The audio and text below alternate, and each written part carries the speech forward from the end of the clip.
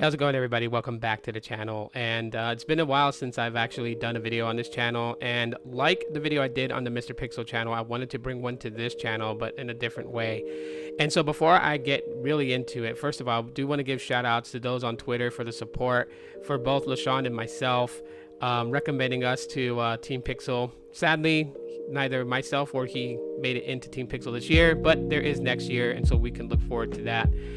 We just gotta wait for them to punch our card. That's the name of the game.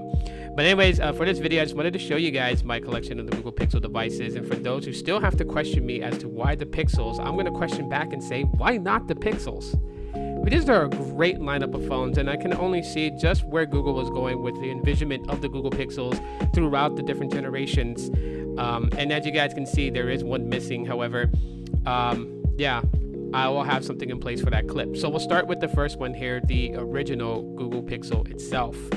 Now this phone has seen better days, and obviously I got it off my brother, and he got it off Swappa. So it suffers the microphone issue, which is sad because I would have really loved to use this one as my vlogging camera. It has enough storage to really hold high quality videos, where if I just dedicated this to just recording video, it would have been perfect.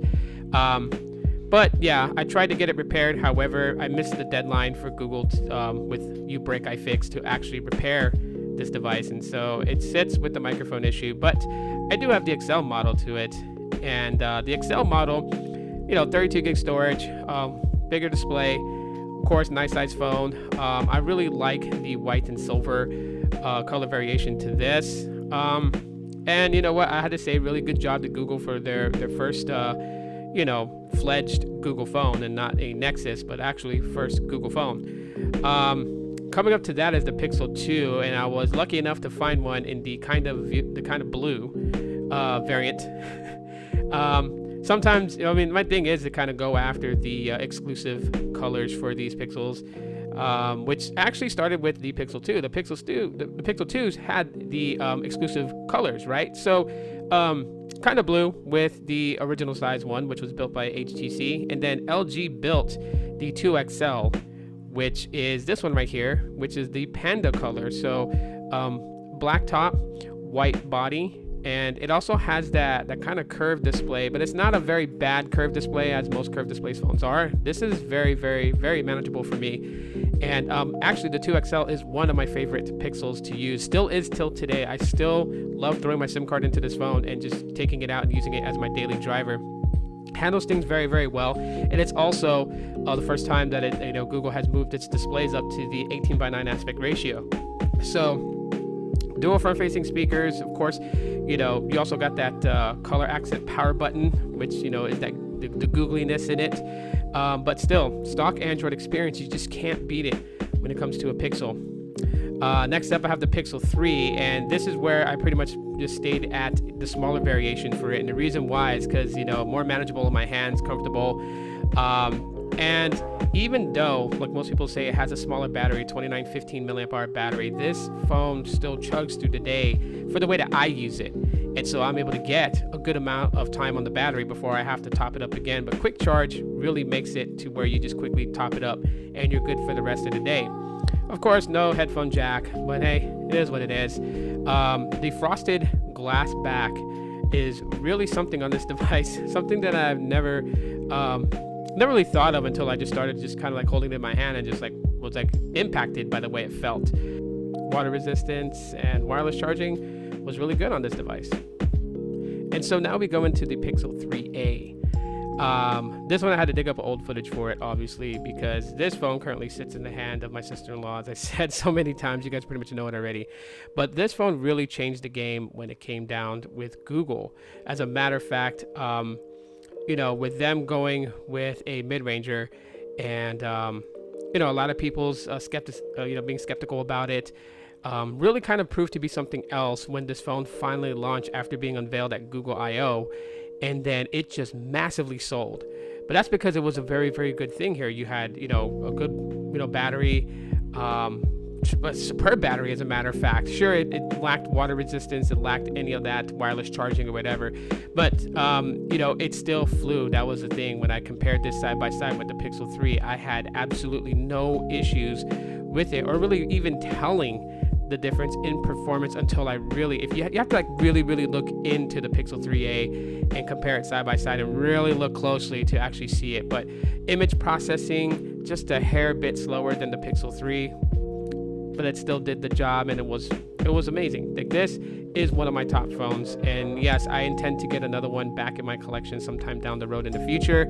But yeah, a tremendously wonderful device. I would tell anybody that this is one of the ones that I still recommend till today, if you can find it at a good price. And so we look at the Pixel 4. Now the Pixel 4 to me is my daily driver right now. It's actually pretty solid. Very good things to say about this phone, even though it's had its fair share of negative media attention. But it seemed like a lot of opinions had turned after 6 months, and that's one of the things about Google Pixels, is that they get better over time, which I'll take that any day over the week. I would rather want my phone to progress and not degress. But anyways, guys and gals, one of the things I was focused on here was battery. 2800 milliamp hour battery in this, and I can make it through most of the day on the single battery charge, and then have to top it up, which is the same with my Pixel 3, which I have no problem doing. Fast charging makes it charge up pretty quickly. But all in all, the only fear that I have with this, one of that, and the same with my Pixel 3, is that glass backs I'm just kind of iffy about, because I don't want to damage the phone by accident. So I do keep cases on it, as you guys see up there in the top left corner. We got those Google cases. But Pixel 4, very, very, very solid. As far as connectivity too, I was shocked to see how it connected with Visible and speed test compared to the Pixel 3. Both are running on Visible, and both yielded different things. But anyways, guys, so we have the Pixel 4a here, which I just grabbed from my wife. I think she gets tired of me grabbing her phone to show it off. But here's the Pixel 4a in the lineup. It's in the possession of Pixels that we have. My wife is free to use any one of my phones here. She knows that. But again, another great build option from Google, maintaining the same success with the Pixel 3. This device brings it all. Snapdragon 730G is actually handling fairly well. And you have the return of the headphone jack. So if you use wired headphones and stuff, you can bet your bottom dollar that you can plug it into this thing, because it has it right there on the top, as you guys can see. And even though it has the camera module to kind of bring it along with the Pixel 4 and then the Pixel 4a 5G and the 5, it is only sporting a single camera sensor in the back, which is fine, because Google has proven that it can get some very, very good photos with just a single camera sensor, which really is the biggest thing that I really like about the Google Pixels, is the photo quality that you get from it. To me, the Google Pixels will be king of still photography. And of course, with photos, it's in the eye of the beholder. I like my photos more natural looking. I don't like it oversaturated. And so the Pixels provide me the best photo experience. Now with videography, I'm gonna dead a lot of these debates on it where people say it's trash. To me, it's not trash. I record videos with this, and some of my videos are recorded with Google Pixels, and people can't even tell.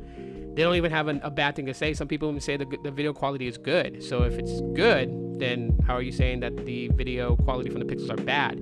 But these are some of the things that I say on a day-to-day when people talk about all the Pixel devices, and they want to bring up their points, and they want to talk about this, that, and the third. Like, look, I tell the people, use the phones that you want to use. If you love Samsung, use Samsung. If you love iPhones, use iPhones. But if you're trying to convince me that I should stray away from the Pixels, that ain't happening. The Google Pixels serves what I need out of a smartphone. The stock Android experience, the photography, and now videography with the Pixel 5, all that is some good stuff. So if you guys enjoyed what I had to say in this video, smash that like button. And if you guys are new to the channel, feel free to subscribe. That's it for today's video. Thanks so much for checking it out. You guys have been clutch. # Tito for Team Pixel 2021. Talk to you on the next one. As always, Aloha.